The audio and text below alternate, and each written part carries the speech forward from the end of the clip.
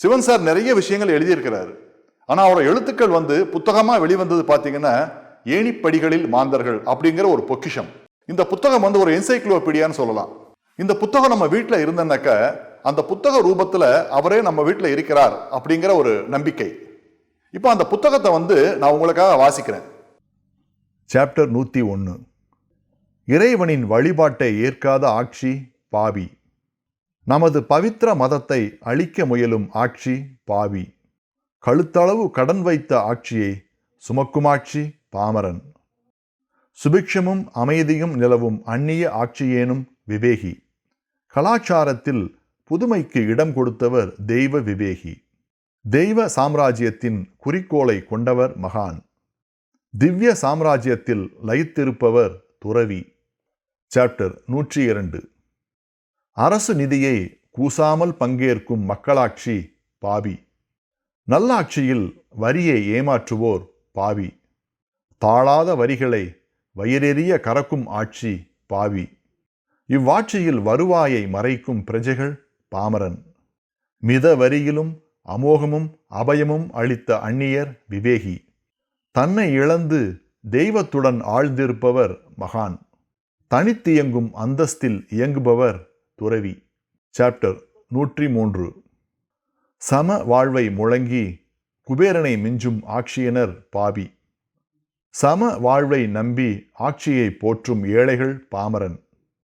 முன்வினை பொறுத்து உயர்வு தாழ்வு உண்டு என்பான் விவேகி. மக்களாட்சியில் குபேரனாக மாறாத மந்திரி விவேகி. வினைகள் இருந்தாலும் ஏற்றுவிட மனமேற்பவர் தெய்வ சாது. வினை பயன்களை முற்றிலும் கடந்தவர் மகான். மக்களின் முற்பிறவிகளின் வாழ்க்கையை அறிபவர் துறவி. சாப்டர் 104. தாழ்ந்தோரின் ஆதரவால் உருவாகும் மக்களாட்சி பாவி. நடுத்தர மக்களின் அவல நிலையை புறக்கணிக்கும் ஆட்சி பாவி.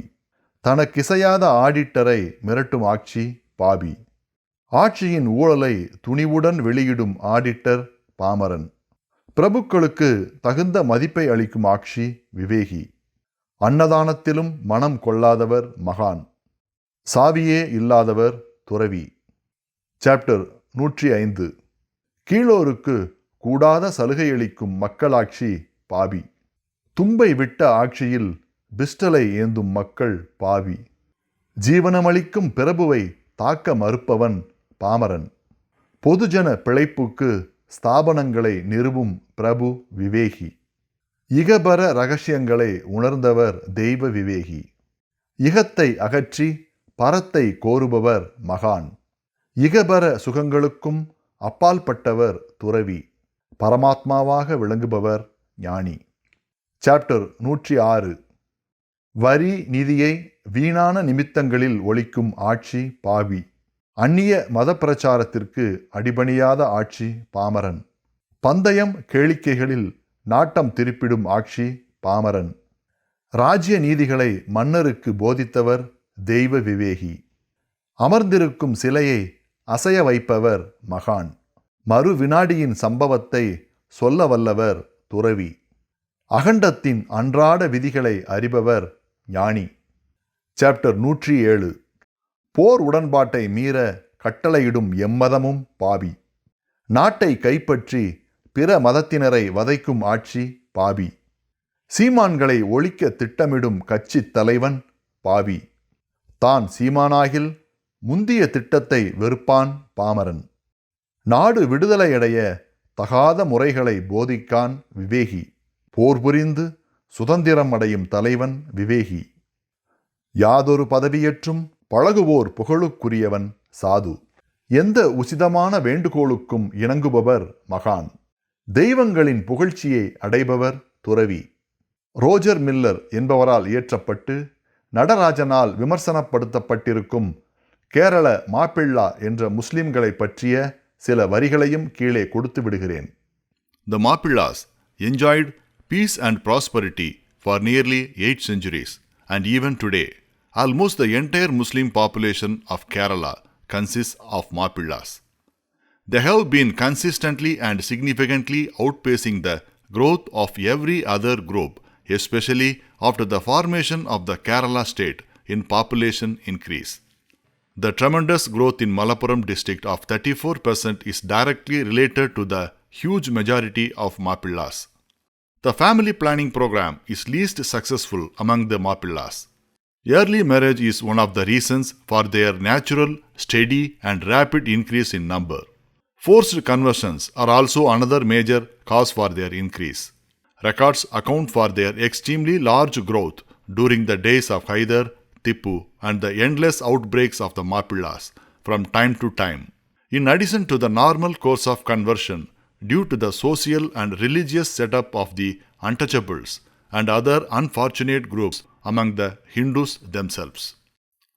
The Mappillas continued to be contented, happy, prosperous and peaceful till the appearance of the Portuguese on the west coast. The Dutch, the English and the French stepped in the place of the Portuguese and finally the English remained as rulers. The Mappillas lost their old strength and some of them became pirates and bandits. The impact of Hyder Ali and Tippu in Kerala was significant. The Mappillas joined the Mysore army in large numbers and became administrators and landowners.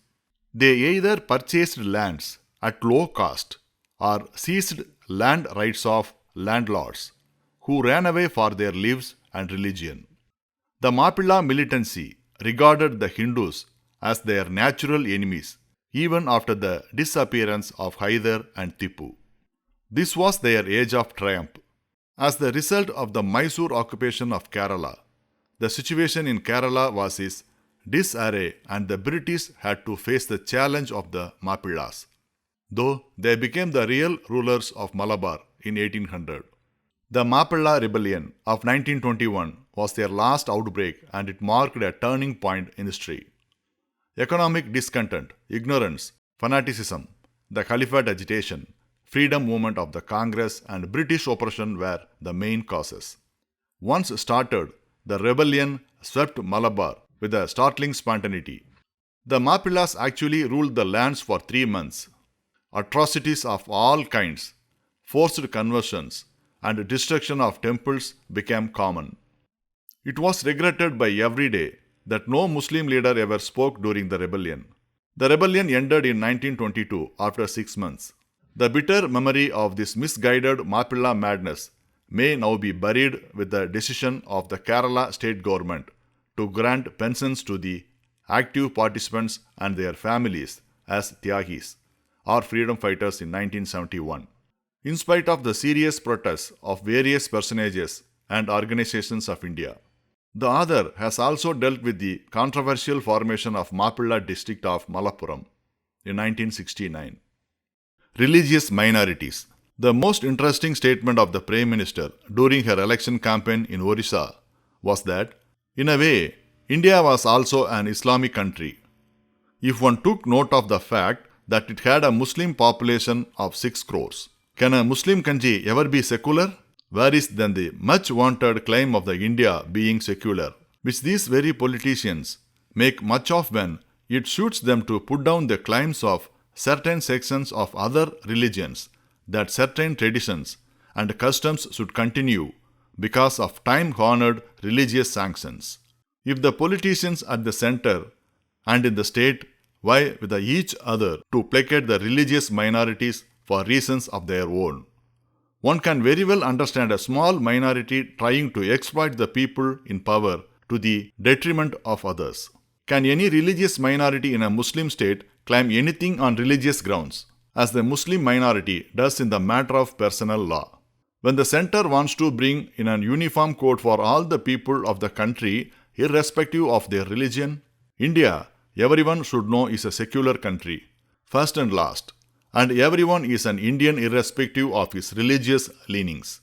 Do the Islam countries have any problem of religious minorities who try to put a block at every stage when the state wants to bring in reforms of lasting nature? Even if there is a religious minority in an Islamic state, can it do anything as the Muslim minority does in India? The fate of the Hindus in Pakistan as well as of Indians, especially the Hindus who were settled in Uganda for generations and developed the country's economic resources, like anything is very well known to everyone. J.S. Gandekar. Tippu Sultan. Sir, this has reference to the letter of Mr. Abdul Rab about Tippu Sultan. The history lessons handed down to us under foreign rule are essentially garbled versions of truth. There are authentic records to establish that Tippu Sultan was far from a tiger that he is made out to be. He massacred lakhs of people, and his pillage at Kittur and Nargund, and the cruelty he showed to the widowed queen and a child of Kittur, should make anyone hang down his head in sorrow.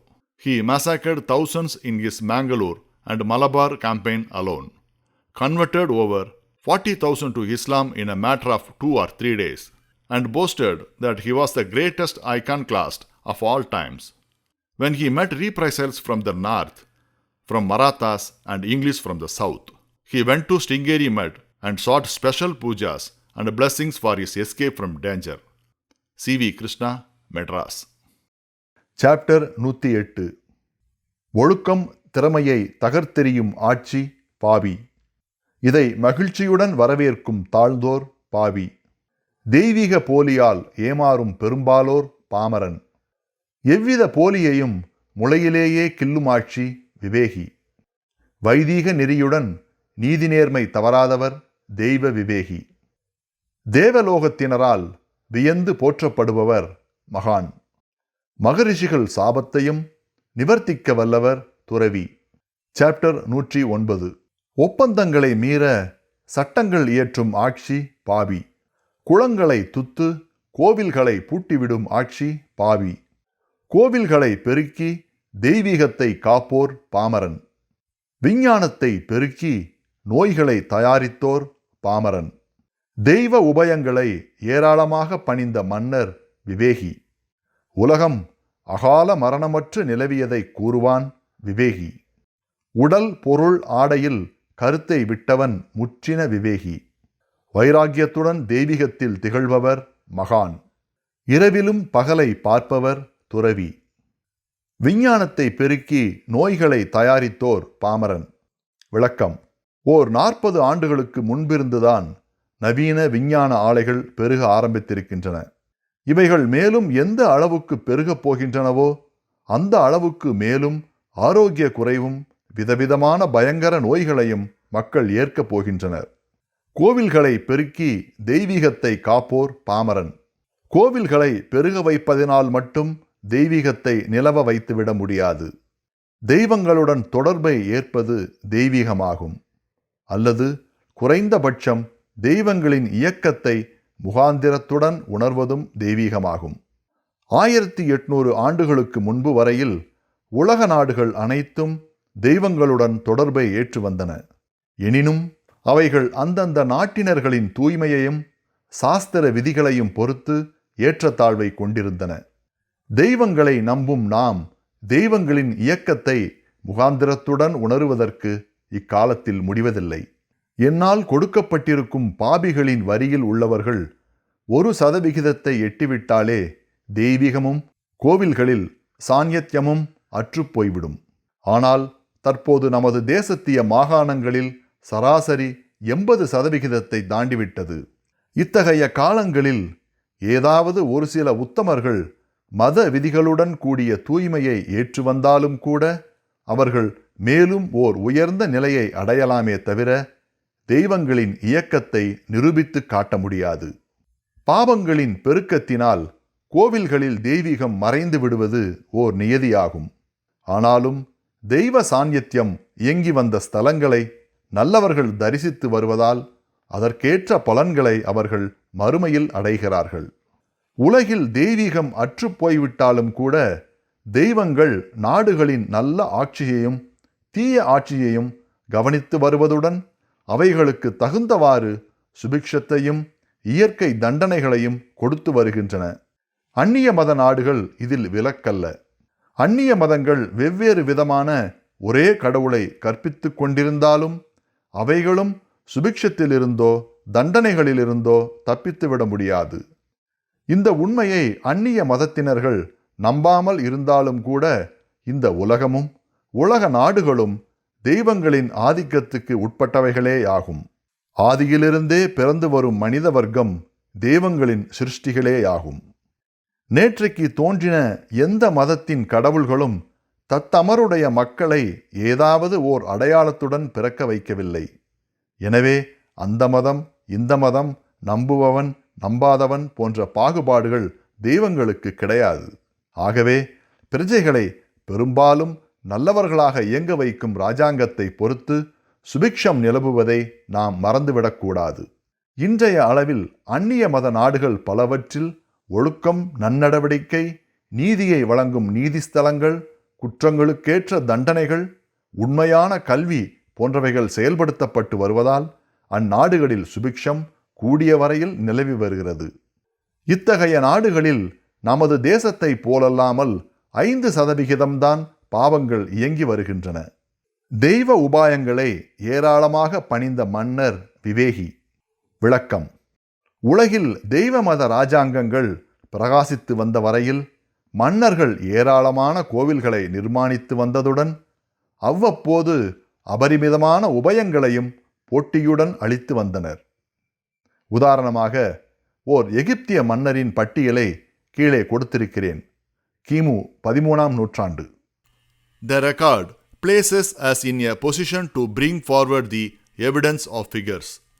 King Ramses III left behind a comprehensive manifesto, in which he enumerates in detail all that he had done for the sanctuaries of his country during the 31 years of his reign. The numbers of these lists are evidently taken from the accounts of the state and of the different temples, and are consequently deserving credit. This great record first contains the gifts to the Theban temples, then follows the gifts to Memphis and those to the smaller sanctuaries. Taking together the items, we have the sum of the income of the Egyptian temples, somewhat as follows: about 1 ton of gold, about 3 tons silver, 940 kg to 3 g of black bronze, about 13 tons bronze, about 14 lbs precious stones, 10,93,803 pieces of valuable stones, 169 towns, 10,71,780 plots of arable land, 514-pound vineyards and orchards, 178 ships, 1,33,433 slaves, 5,14,168 herd of cattle, especially oxygen, 6,80,714 geese, 4,94,800 fish, 23,82,605 fruits, 57,40,352 sacks of corn, 67,44,428 loaves of bread, 2,56,460 jars of incense, honey, oil, etc., 19,33,766 items. Chapter 110. வன்முறைகளை AV அடக்குவதைப் போல் நடிப்பவன் பாவி. இளைஞரை காளிகளாக மாற்றும் நாடகமியற்றுபவன் பாவி. நீதி நெறியை காசுக்கு நடித்து காட்டும் நடிகன் பாமரன். இலக்கிய நாடகத்தை இயற்றும் மேதை சிறந்த விவேகி. அஜ்ஞாதவாசத்தில் நடித்த பாண்டவர்கள் புராண விவேகி. தெய்வ சோதனை நாடகத்திற்கு இலக்காவோர் தெய்வ சாது. பகவானை சூத்திரதாரனாக கண்டு கொண்டவர் மகான். மேதினியின் மாயா நாடகத்தை ரசிப்பவர் துறவி.